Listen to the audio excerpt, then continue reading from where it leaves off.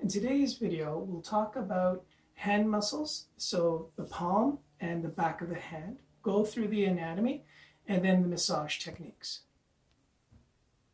So with the anatomy portion, we'll first talk about the palm, and then afterwards the back of the hand, starting with the computer and then with the book. So with the anatomy of the palm, we'll start with the top right, and you can see that the tendons of the forearm muscles pass down the wrist area and attach to the fingers and the rest of the hand bones. And over here you could see two big muscles, one for the thumb and one for the fourth and fifth digit area. Over here on the top left is a view of a muscle tendon called Palmar longus that goes not through the carpal bones that we discussed in the forearm muscles, but basically blends in with that tough connective tissue that is horizontal. And then from there, it blends in with the connective tissue of the palm called the Palmar Aponeurosis or Palmar fascia. And the bottom left is another view of that Palmar Aponeurosis. And you can see here the tendon of the Palmar longus. And on the bottom right is just another view of the muscles, both on the thumb area called thenar, and on the fifth digit especially called hypothenar. So those are the muscles we're going to cover. But you could see here there are muscles that are at the same level as the tendon of the forearms that occupy the space in between the tendons. And there's muscles in between the bones as well, both on the front and back side. The next slide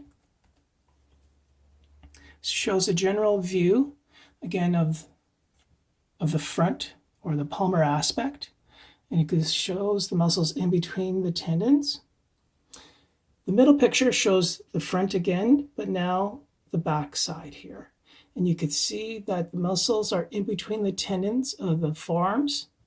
And you could also see that the muscles actually stop just past the knuckle. So the muscles become tendinous and attach just below the knuckles. And then from there on, it's all tendinous.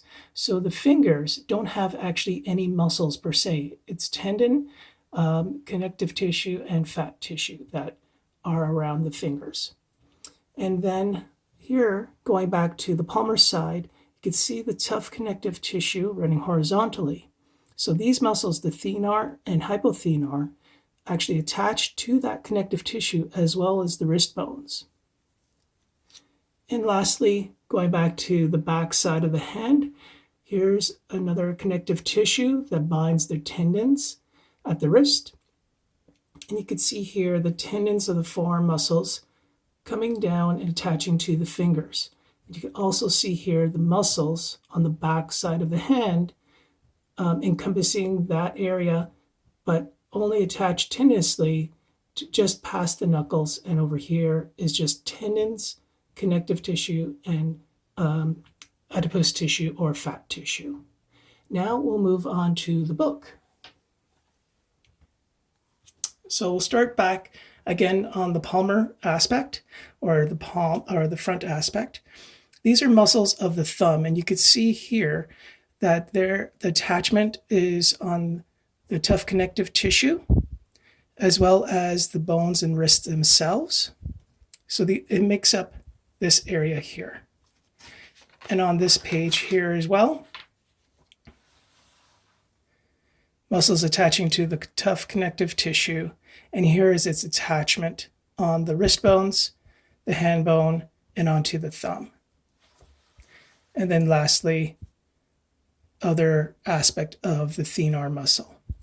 Now we'll move to around the fifth digit, which is called the hypothenar aspect.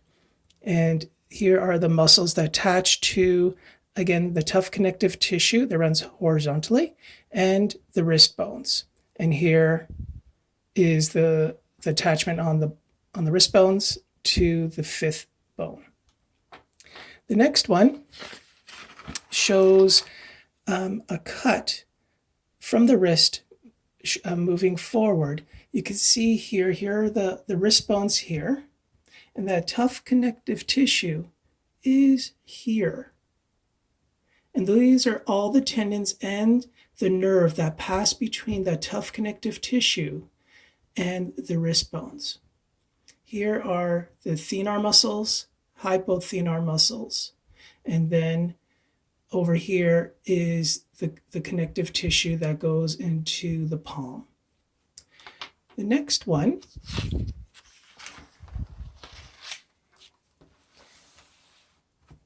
shows the palmar fascia or palmar aponeurosis, again from the palmaris longus muscle moving downward past the wrist and forming the palmar fascia. This looks very similar to the foot video where we mentioned that it's only the sole or bottom of the foot and the palm of the hand that only have this type of tissue with the skin and underlying tissue of the connective tissue and ligaments that help resist torsion, friction, and abrasion than any other part of the body. And this picture shows on the back of the hand the connective tissue that goes horizontally to bind the forearm muscles on the back of the hand, or more of the tendinous area. And the last picture shows here when you take away the thenar muscles and hypothenar muscles, you're left with these small muscles that are in between the tendons. So they're in between the bones of the hand, and you can see the tendinous portion attaching just above the knuckle. And over here is just tendon alone. And then when you take these muscles away, then there's muscles deep to that on either side of the bones of the hand. So that's the front part, and then down here is the back part. Same muscles, but now on the back part of the hand, in between the hand bones. And you can see as well, the tendinous portion attaches below the knuckle, and it's only the tendons that are there, no other muscles. Now we'll move on to Frank. So with Frank here, we've talked about the forearm muscles and the tendons moving downward and passing through the front of the wrist bones. And there's the tough connective tissue that is attached to either side of the wrist here. So it forms the roof. I don't know if you could see that there in the camera. And then all the tendons plus the median nerve pass through that, and then the tough connective tissue is the roof.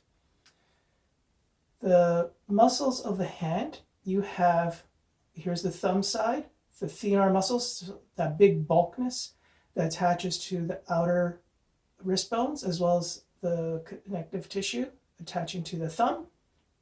And then the hypothenar muscles attached to on the other side, where the connective tissue attach and the tissue itself to the fifth digit.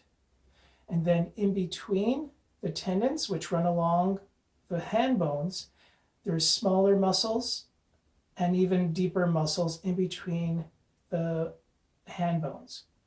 And then when we turn Frank's hand around, so we're on the back side, there's another tough connective tissue, not as thick as compared to the front side, but binds the forearm tendons moving downward. And then you have the muscles in between the thumb and the fingers and between the finger bones. Again, those muscles stop at just above the knuckle on each finger, and then the continuation of the forearm tendons move down to attach to all the way to the fingertips, both the back and the front side. And now we'll move to massage techniques.